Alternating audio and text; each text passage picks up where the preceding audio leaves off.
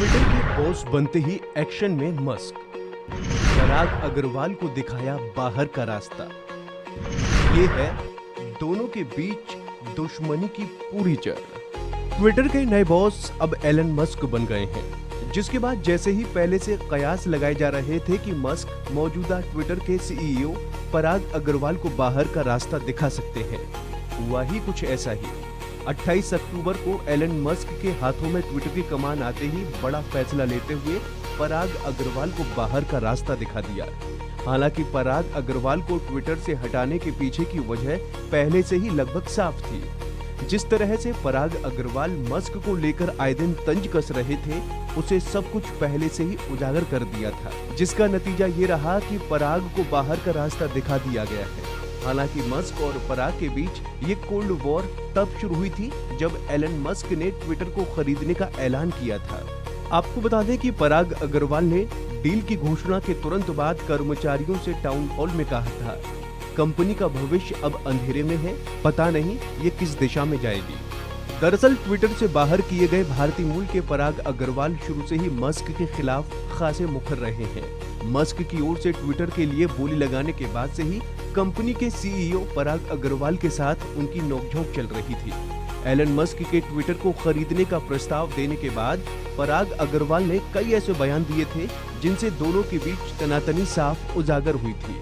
बता दें कि पराग अग्रवाल ने डील की घोषणा के तुरंत बाद कर्मचारियों से टाउन हॉल में कहा था, कंपनी का भविष्य अब अंधेरे में है, पता नहीं ये किस दिशा में जाएगी। पराग अग्रवाल के इस बयान के बाद से ही कयास लगाए जाने लगे थे कि क्या ट्विटर से उनकी छुट्टी हो जाएगी।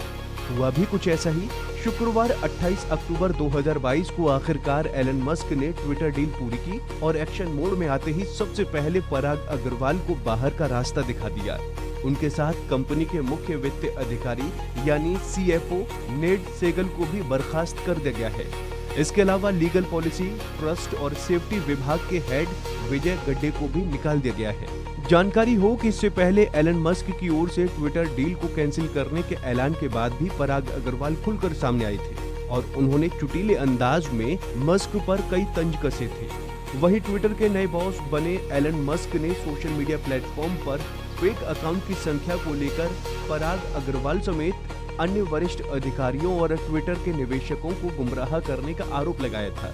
मस्क के पास 27 अक्टूबर 2022 तक 44 अरब डॉलर में ट्विटर को खरीदने या कोर्ट ट्रायल का सामना करने की डेडलाइन थी। एलन मस्क ने इसके साथ ही अपने ट्विटर अकाउंट से शुक्रवार को एक ट्वीट करते हुए कहा, चिड़िया आजाद हो गए। इस पूरे घटनाक्रम के बीच डेलावेयर कोर्ट ने एलन मस्क को 44 अरब डॉलर की ट्विटर डील को मौजूदा शर्तों के आधार पर फाइनल करने के लिए 27 अक्टूबर की डेडलाइन दी थी। बीते करीब 6 महीने से ट्विटर खरीदने को लेकर चल रही खींचतान के बीच मस्क को कोर्ट से आदेश मिला था कि वो मौजूदा शर्तों पर डील को फाइनल करें या फिर उन्हें फुल ट्रायल से गुजरना होगा।